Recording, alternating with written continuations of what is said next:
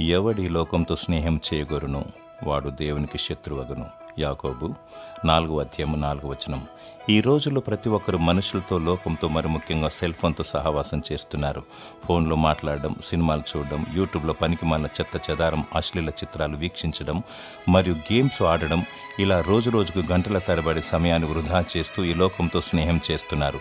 చిన్నపిల్లలు, యవనస్తులు, వృద్ధులు, వయస్సుతో నిమిత్తం లేకుండా భూప్రపంచంలో అందరూ ఈ సెల్ ఫోన్ ద్వారా పతనమైపోతున్నారు.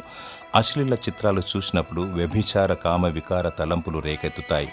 మనస్సు కల్మషమవుతుంది. గేమ్స్ ఆడితే సమయం వృధా అవుతుంది. చివరకు ఆత్మహత్యకు దారితీస్తుంది. కనీసం దేవునికి 2 గంటల 40 నిమిషాల సమయం ప్రతిరోజు ఇవ్వాలి.